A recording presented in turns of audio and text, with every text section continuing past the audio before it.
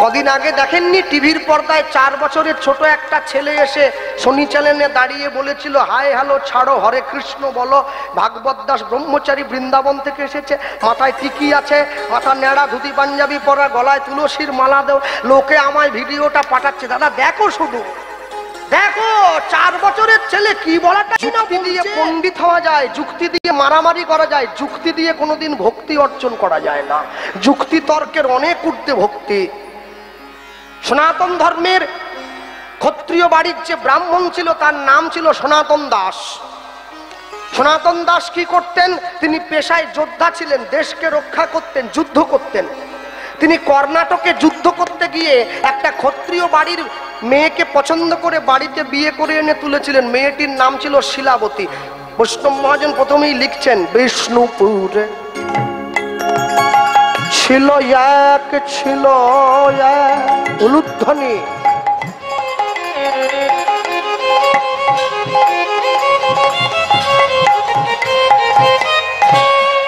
বিষ্ণুপুরে ছিল।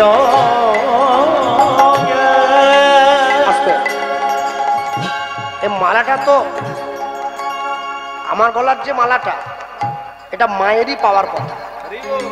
হ্যাঁ, তাই খুলে দিয়ে দিলাম। বহু কষ্ট করে আমার কীর্তন শিখিয়েছে, এই মালাটা তার পাওয়া। বিষ্ণুপুর ছিল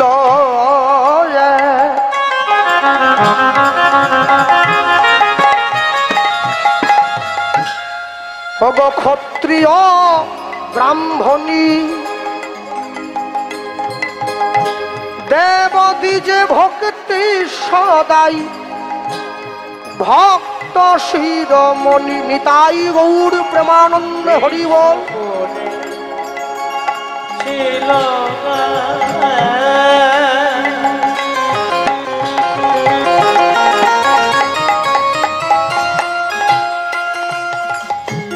ক্ষত্রিয় রমণী, অগদেবদ্বিজে ভক্তি সদা, পাত্র শিরোমণি। সদা কৃষ্ণ কৃষ্ণ কৃষ্ণ বলে, নিতাই গৌর হরি বল। কৃষ্ণ বলে, সদাই কৃষ্ণ কৃষ্ণ কৃষ্ণ বলে, সদাই কৃষ্ণ কৃষ্ণ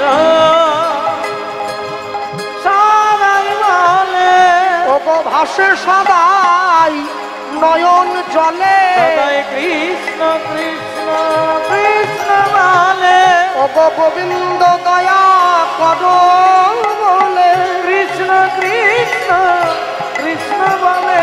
বলি তুমি কৃষ্ণ আমার হলে বলে, সদাই কৃষ্ণ কৃষ্ণ কৃষ্ণ বলে। ওগো আমি কৃষ্ণ তোমার হলাম বলে, কৃষ্ণ কৃষ্ণ কৃষ্ণ বলে। আমায় রেখো তোমার চরণ তলে, কৃষ্ণ কৃষ্ণ কৃষ্ণ বলে। বলি আমি তোমার হলাম বলে, কৃষ্ণ কৃষ্ণ কৃষ্ণ বলে, আমি তোমার হলাম। কৃষ্ণ কৃষ্ণ কৃষ্ণ বলে, কৃষ্ণ কৃষ্ণ কৃষ্ণ বলে। অগদেবদ্বিজে ভক্তি সদাই, পাত্র শিরোমণি।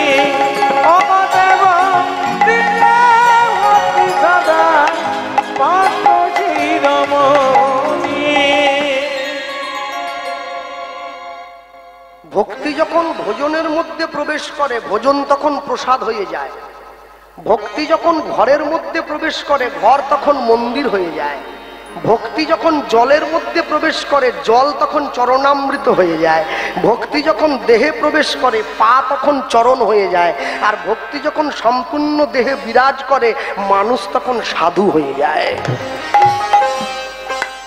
মনে রাখবেন, যারা বসে আছেন যে সমস্ত বাবা মায়েরা, আপনারা চাইলে কিন্তু আপনাদের বাড়ির ছেলে মেয়েদেরকে ডাক্তার, ইঞ্জিনিয়ার, উকিল, ব্যারিস্টার তৈরি করতে পারেন। আমি কিন্তু চাইলেই বাড়ির ছেলে মেয়েদেরকে ভক্ত তৈরি করতে পারবেন না। ভক্ত হওয়া বড় শক্ত। পণ্ডিত রয়েছে বসে, গাছের ফল গাছে রয়েছে, বৃন্ত পড়েছে খসে। মানুষের জীবনে চাওয়া অনেক, কিন্তু পূরণ করবার মালিকটা সে। কেন? সবার আগে দেখতে হবে আমি যে জিনিসটা চাইছি সেটা চাওয়ার মতো আমার যোগ্যতা আছে কিনা। আমি যদি যোগ্যতা না রেখে চাই, অনুকূলচন্দ্র ঠাকুর একটা কথা বলেছিলেন, যোগ্যতা নাই দাবি করে বেঘর পথে তারাই মরে। যার যোগ্যতা নাই কিন্তু দাবি অনেক, তার জীবনে মৃত্যু খুব অবশ্যম্ভাবী। কেন?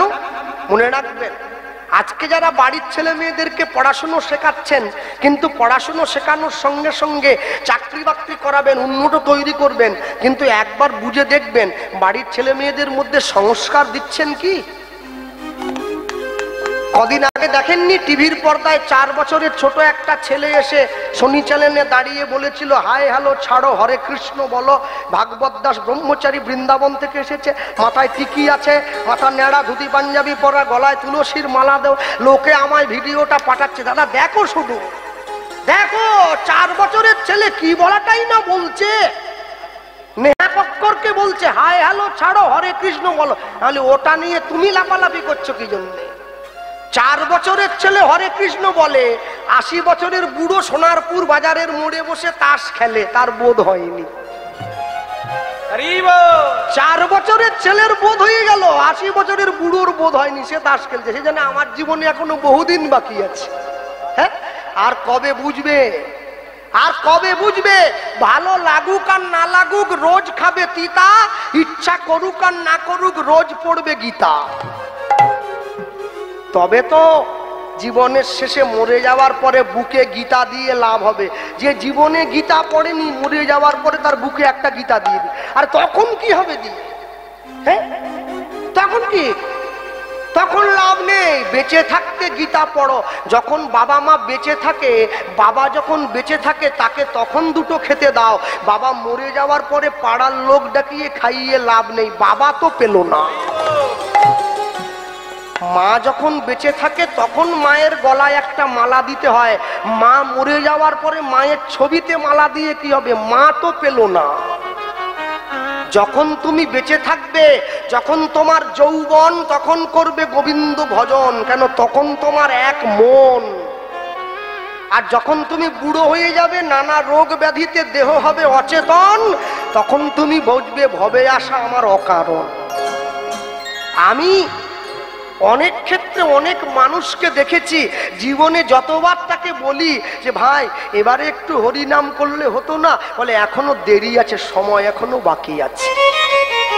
হ্যাঁ, আরে পরীক্ষিত মহারাজ তবু জানতে পেরেছিল আমি 7 দিন পরে মরবো। আমি তো সেটাও জানি না 7 মিনিট পরেও মরে যেতে পারি। তাহলে আমি যদি নিজে নিজের মৃত্যু খবর জানতে না পারি, এই জীবন নিয়ে এত অহংকার কিসের? এই জীবন নিয়ে এত গর্ব কিসের? যে দেহ আপন জ্ঞানে যতন করো রাত্রি দিনে, সাজাও কত ভূষণ আবেশ, পরমাত্মা ভগবান যেদিন হবে অন্তর ধ্যান, শ্রীগাল কুকুরের ভুক্ত অবশেষ। মনে রাখবে, আজকে ইউটিউব এসেছে, ইউটিউবের দৌলতে এত কীর্তনের প্রচার বেড়েছে, গ্রাম থেকে গ্রামান্তরে কোনায় কোনায় মানুষ দেখছে। আচ্ছা ভাবুন, এই যে ক্যামেরাগুলো বসানো আছে, এদের যদি আমি কোনো জিনিসটা আমার পছন্দ না হয়, এই ছেলেগুলোকে ডেকে যদি বলি তোমরা আমার এই অংশটা ইউটিউবে ছাড়বে না, ওরা কিন্তু ছাড়বে না আমি না বলি। আচ্ছা বলুন, চিত্রগুপ্ত যে ক্যামেরাটা বসিয়ে রেখেছে, ওকে যদি বলি তুই ছাড়বি না? 2 লাখ টাকা দিচ্ছি, বলে আমি ঘুষ খাইনি দাদা, আমি ছাড়বো। ও যা হবে, পৃথিবীতে একমাত্র কর্মচারী চিত্রগুপ্ত যে ঘুষ খায় না। হ্যাঁ, চিত্রগুপ্ত লোকের মানব জীবনের যত চিত্র আছে যে গোপন করে রেখে দেয়, সেই চিত্রগুপ্ত। ও ঠিক সময়ে গিয়ে প্রকাশ করে দেবে। হ্যাঁ, তুমি একাদশীর দিন ডিম ভাজা করে খেয়েছিলে, ও ঠিক ছবি তুলে রেখেছে ছেড়ে দেওয়ার জায়গায়। ও ছেলের মা আবার ছেলেকে সাহস জোগাচ্ছে, ও না জেনে খেলে কিছু হবে নি, খেয়ে নি দেখিনি। মামা বাড়ির আবদার, ভগবান যেন মাসির ছেলে হয়। না জেনে আগুনে হাত দিলে আগুন তাকে পোড়াবে নি, বলছে আর না জেনে হাত দিলে চুপুর দিয়ে দেখিনি। এত সোজা না, এত সোজা নয়। কেন? সব সময়ের জন্য মনে রাখবেন, আইনের চোখ কালো কাপড়ে বাঁধা। কোর্টে গিয়ে দেখলাম। আচ্ছা বলুন, কালো কাপড়ে বাঁধা, আমার মাকে প্রশ্ন করেছিলাম, মা বলে কি ওই কাপড়টা কালো না দিয়ে লাল দিলে হতো না, নীল দিলে হতো না, হলুদ দিলে হতো না, কালো কেন? মা খুব সুন্দর উত্তর দিয়েছে আমার, বলছে জানিস কালো একটা এমন রং যা জগতের সমস্ত রংকে ঢাকা দিয়ে দিতে পারে, তাই ওটা কালো কাপড়ে বাঁধা। অন্যায় কিন্তু কালো হয়, অন্যায় কোনোদিন সাদা নয়। কালো টাকা, কালো সম্পত্তি, সব কালো। তা বলে আবার এটা বলো না যারা কপালে কালো স্বরূপ করে আছে তিলকটা কালো বলে খারাপ। স্কুলের ব্ল্যাকবোর্ডের পিছনের রংটা কিন্তু কালো, কিন্তু যে কালোকে আমরা খারাপ বলি সেই কালোটাই লক্ষ জাতির ভবিষ্যৎ নির্ধারণ করতে সাহায্য করে, তার উপরেই লেখাটা হয়। মনে রাখবে, যারা দেবাদিদেব মহাদেবের সুতো, ব্রহ্মচর্যের সুতো গলায় ধারণ করেছেন, সাদা সুতো, হ্যাঁ, মহাদেবের কাছে যখন যাবেন প্রণাম করবেন, এই সুতোটা বেঁধে যখন উপবাস করে তাতে জল দেবেন মহাদেবের মাথায়, তার কাছে গিয়ে চাইবেন, প্রভু হে দেবাদিদেব মহাদেব, আমরা যেন তোমার মতো করে নিজের সংসারটাকে পরিচালনা করতে পারি। মহাদেবের দিকে তাকিয়ে দেখলেন না, গলায় সুতো বেঁধে নিলেন, তাকিয়ে দেখুন মহাদেবের মেয়েকে। মহাদেবের মেয়ে হচ্ছে লক্ষ্মী, লক্ষ্মীর বাহনকে পেঁচা। আচ্ছা তাই যদি হয় তাহলে মহাদেবের ছেলেকে, তার নাম গণেশ, গণেশের বাহনকে ইঁদুর। বাস্তব জগতে আমরা দেখি পেঁচা ইঁদুর ধরে খায়, পেঁচার খাওয়ারই ইঁদুর। আচ্ছা মহাদেবের সংসারে কোনোদিন দেখেছো নাকি এই ইঁদুরটা বসে আছে, পেঁচা গিয়ে ওকে ঠোকরাচ্ছে? এই হচ্ছে মহাদেবের সংসার। মহাদেবের গলায় কে আছে? সাপ। মহাদেবের ছেলেকে কার্তিক, তার বাহনকে ময়ূর। কোনদিন দেখেছেন নাকি ময়ূর গিয়ে সাপটাকে ঠক্কর দিচ্ছে? মহাদেবের কপালে মাথায় কে আছে? গঙ্গা। চোখে কে আছে? আগুন। দেখেছ? গঙ্গা এসে আগুনটাকে নিভিয়ে দিচ্ছে। এই হচ্ছে মহাদেবের সংসার। হ্যাঁ, আজকে যদি এই যে সীতাকুণ্ড হরিণ, এই যে আপনাদের সুধী নাটাগাছি হরিনাম কমিটির সদস্যবৃন্দরা মনে করে এতদিন তো কীর্তন হলো, আগামী বছরে কীর্তন করাবো না, সন্ধেবেলা আমরা অনুরাগের ছোঁয়া সিরিয়ালের নায়িকা নিয়ে আসবো, প্যান্ডেল খুলে দিতে হবে, যা লোক হবে।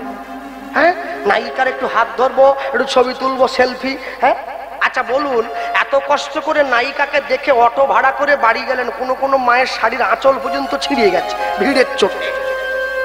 কালকে সকালবেলা ঘর থেকে প্রণাম করে যখন কাজে বেরোবেন, অনুরাগের ছোঁয়ার নায়িকাকে প্রণাম করবেন তো? কাকে প্রণাম করবেন? মহাদেবের বাগছাল মাখা, খালি গায়ে ছাই মাখা ছবিটা। ভারতবর্ষের মানুষ, ভারতবর্ষের দেবতা পর্যন্ত গোটা বিশ্বকে বুঝিয়ে দিয়েছে ভারতবর্ষ ভোগকে ভালোবাসে না, ত্যাগকে ভালোবাসে। মহাদেবকে দেখে ডাকে। একটা এমএ পাস করা ছেলে যখন রাস্তার মোড়ে গিয়ে চায়ের দোকান করে তখন দুঃখ হয় না, দুঃখ হয় তখন যখন দেখি একটা এমএ পাস করা ছেলে একটা ঝাড়ুদারের চাকরি করবে বলে একটা মাধ্যমিক ফেল করা নেতার পা টিপছে, দুঃখ হয় তখন। শিক্ষা যদি নাঙল চালায়, মূর্খ যদি করে দেশের শাসন, অনিবার্য হবে ভাই এই সমাজের পতন। কেউ আটকে দিতে পারবে না, তোমাকে তোমার অভিষ্ট লক্ষ্যে ফিরে যেতে হবে। হ্যাঁ, আমরা মানুষকে বোঝাতে বোঝাতে পাগল হয়ে যাচ্ছি, মুখ দিয়ে ফেনা উঠে যাচ্ছে। একবার তুলসীর মালা পরবে, যে নিরামিষ খাও সেও পরবে, যে আমিষ খাও সেও পরবে। আর বাজারে কিছু চ্যাংড়া বেরিয়ে গেছে, সেগুলো বলছে মালা খুলিয়ে দাও, মালা ছিঁড়িয়ে দাও, তোমাদের দরকার নেই ওসব সব। কি চ্যাংড়া মুড়ে? হ্যাঁ, বলে না ভগবান যখন আমাদের জন্ম দিয়েছিল মালা কি পরিয়ে দিয়েছিল? বলে মোটে দেয়নি। তাহলে মালা যদি ভগবান দরকার বলে মনে করতো পরিয়েই তো দিত, দেয়নি মানে দরকার নেই, ছিঁড়ে দাও। তো সেই আসলে আমি ছিলুম নি, আমি থাকলে ওনাকে বলতুম, বাবু ভগবান যখন আমাদের জন্ম দিয়েছিল জামা কাপড় পরিয়েছিল কি? বলে না। মরার পরে কি কাপড় জামা পরাবে? বলে না। তাহলে কি পরার খুব দরকার ছিল? এমনি ঘুরলে হতো নি? বলে কাপড় জামা পরা হয় লজ্জা ঢাকা দেওয়ার জন্য, আমি বলতাম মালা পরা হয় সনাতন সংস্কৃতিকে রক্ষা করার জন্য। হরি বল হরি বল। তোমাকে জীবনের প্রকৃত উদ্দেশ্য বুঝে নিতে হবে। সেই নিয়ে সে আবার বলেছিল বিনয় বাদল দীনেশ কি মালা পরত, রবীন্দ্রনাথ ঠাকুর কি মালা পরত। ওরে অসভ্য রে, রবীন্দ্রনাথ ঠাকুরের সঙ্গে মালার সম্পর্ক কি আছে? সবাই কি রবীন্দ্রনাথ হবে নাকি? হ্যাঁ, ওটা একজনই হবে, সবাই হবে না। রবীন্দ্রনাথ ঠাকুর মালা পরেনি যেমন তার অন্তরে সংস্কারটা বজায় ছিল। আমি মালা পরিনি যেমন বাবাকে বাবা বলি না ড্যাড বলি। রবি ঠাকুর কোন দিন বলেছে বাপকে ড্যাড বলে? আমেরিকার থেকে যারা ইস্কনে এসেছে হরে কৃষ্ণ বলতে পারে না, বলে হরে কৃষ্ণ হরে কৃষ্ণ। কিন্তু দুঃখটা কি জানেন, ওরা বলতে পারে না তবু বলে। আমি বলতে পারি কিন্তু বলি না, দুঃখ জীবনে সব থেকে এটা। প্রেম সে বলবে, আনন্দের সঙ্গে বলবে, হাসি মাখা বদনে ছলো ছলো নয়নে, হাসি মাখা বদনে ছলো ছলো নয়নে, আনন্দ কাননে মন ভ্রময়নি বার। হরি বলো মনি রে আমার, উলুধ্বনি হরি হরি বল। হরি বল হরি বল মনরে আমার, হাসি মাখা বদনে চলো চলো নয়নে, বাহু তুলে বলো প্রেম সে। বদনে। আস্তে আস্তে হাত তোলা যাবে, সবাই তালি দেওয়া যায়, দাও জোরে দাও। হাসি মাখা বদনে ছলো ছলো নয়নে, হাসি মাখা বদনে চলো চলো নয়নে, বলো আনন্দ কাননে মন উলুধ্বনি কাননে মন ভ্রময়নি বার। হরি বলো মনে রে আমার, হরি বল হরি বল মনরে আমার, হরি বল হরি বল মনরে আমার। এই গতি নাই এই হরি নাম ছাড়া, কণ্ঠ ভরিয়া গাও হয়ে আত্মহারা। গতি নাই হরি নাম ছাড়া, কণ্ঠ ভরিয়া গাও হয়ে আত্মহারা। দেখো গতি নাই এই হরি নাম ছাড়া, কণ্ঠ ভরিয়া গাও হয়ে আত্মহারা। গতি নাই হরি নাম ছাড়া, কণ্ঠ ভরিয়া গাও হয়ে আত্মহারা। ওগো ওই দেখো তোমার বন্ধু তরিতেছে ভব সিন্ধু। ওই দেখো তোমার বন্ধু তরিতেছে ভব সিন্ধু। তুমি ওই দেখো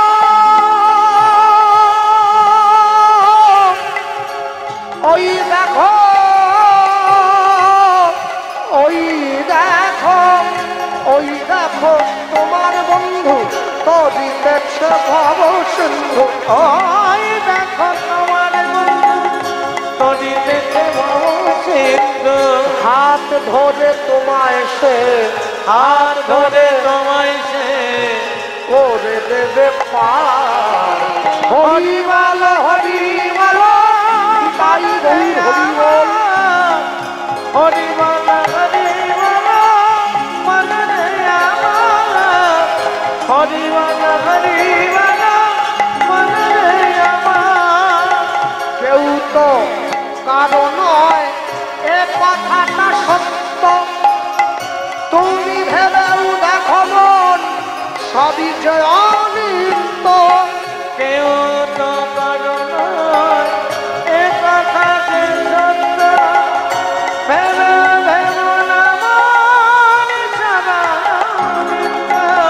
ওই দেখো শ্মশানে কিবা রাত্রি দিয়ে, ওই দেখো শ্মশানে কিবা রাত্রি দিয়ে, তুমি ওই দেখো শ্মশানে কিবা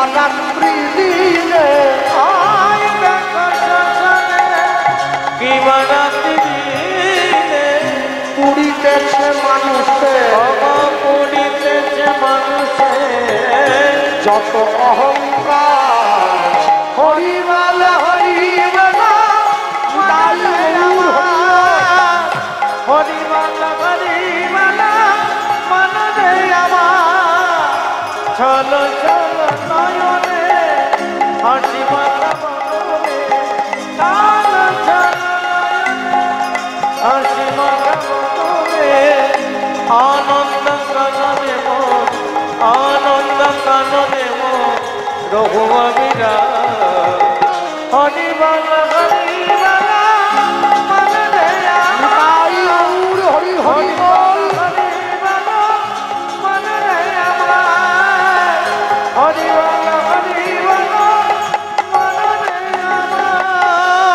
তাই গৌর প্রেমানন্দ তাই গৌর